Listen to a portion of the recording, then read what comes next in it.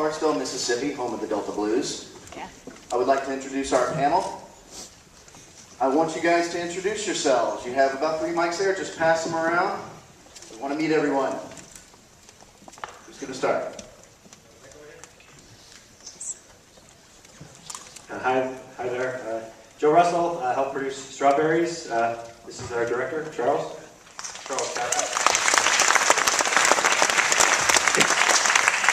Charles Kaplan, I directed Strawberries. Hi there. Nikki and Rainey are in the audience too, and they helped produce as well. And my name is Casey Strand, and I wrote it and lived it when I was 9.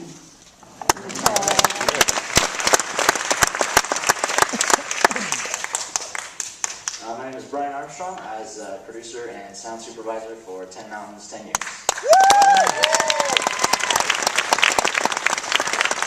I'm Lucido. I'm a producer on 10 Mountains, 10 years. Jennifer Hughes, director, 10 Mountains, 10 years. Neil Fisher, field producer in Chicago, 10 Mountains, 10 years. Yeah. Oh, wow, Neil. I'm James Brevard, one of the producers, cinematographer, and the editor of 10 Mountains, 10 years.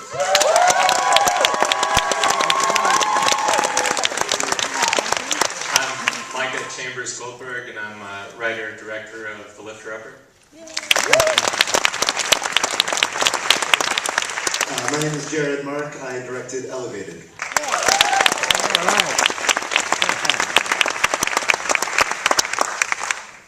All right, thank you very much. Can we field the first question of the evening? Anyone? Don't be shy.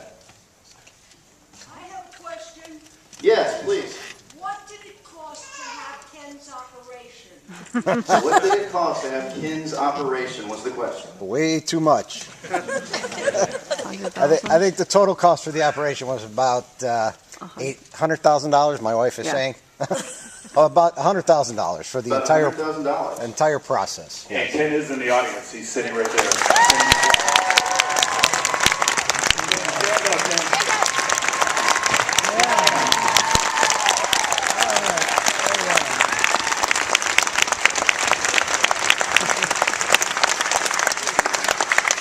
Welcome, Ken.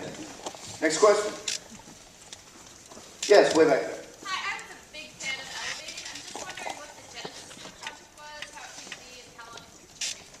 How did Elevated come about? Well, thank you. It was a school project. It was we were at USC in the graduate film program, and they do a funny thing every year where they try to kind of emulate. Hey guys, how you doing? My name is Enzo. I have to apologize. I didn't introduce myself before because these guys are the ones who really made the film, so I'm just hanging out with them up here. But yeah, no, actually the mail, it wasn't delivered. I'm still trying to figure out a way to get it out then like that onto the mountain for us, but we carried it in ourselves. They were all actually sent to us or to Lisa's place and then given to us, and we just carried them in our packs. Everybody had a bunch of letters to carry, and we took them and read them as we get along to each camp. Thank you, Enzo. Next question. Right back here. Yeah, well, it's not so much of a question, it's a statement. As a doctor that deals every day with Parkinson's, thank you. Woo! Thank you for the question. Next one. Right there. How long did it take to climb the mountain? How long did it take to climb the mountain? I guess I have a microphone. All in all, it took 6 days, 4 days up, 2 days down. As you said, it took me a little longer. Rounded about 4 days up, 2 days down. Next question. Right there. What camera did you take, and did it have problems with the altitude and the temperature? What camera did you take, and did you have problems with the altitude? We used a few different models from Panasonic. We used the Panasonic VariCam to shoot the interviews, and a lot of the shots of the photographs that you saw from the caregivers. We carried the Panasonic HVX 200s up the mountain, and we were very fortunate to have, we partnered with Porta Brace and Petrol, and they provided us with polar bear cases for high altitude filming to prevent the lenses from freezing and cracking. So we're very fortunate to have a lot of the outdoor companies come behind us so we could utilize the correct equipment so we wouldn't have our lenses cracking on us at base camp and not having anything to finish the climb with.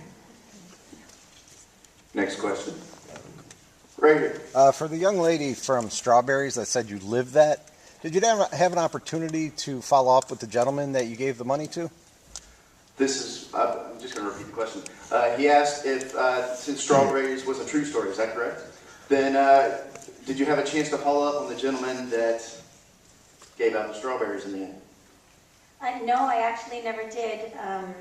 We never went up to him afterwards and said anything, just kind of saw it and had that moment and went on, and it's just stayed with me ever since.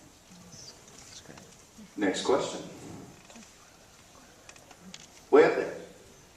Your guides, how often do they climb the mountain?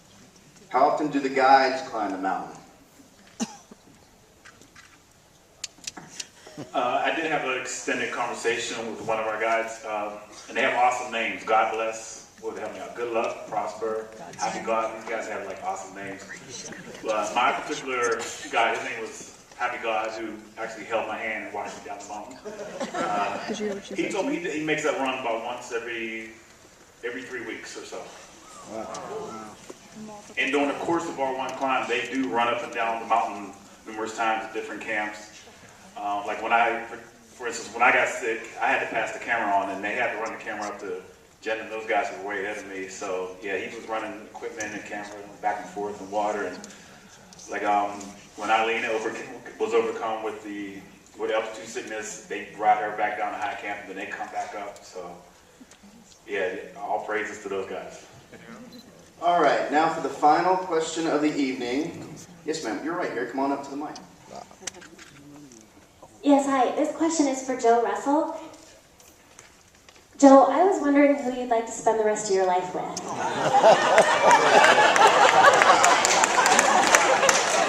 That's a very specific question. Casey Aaron Strand, with your family in the audience, and with all of your friends, would you marry me?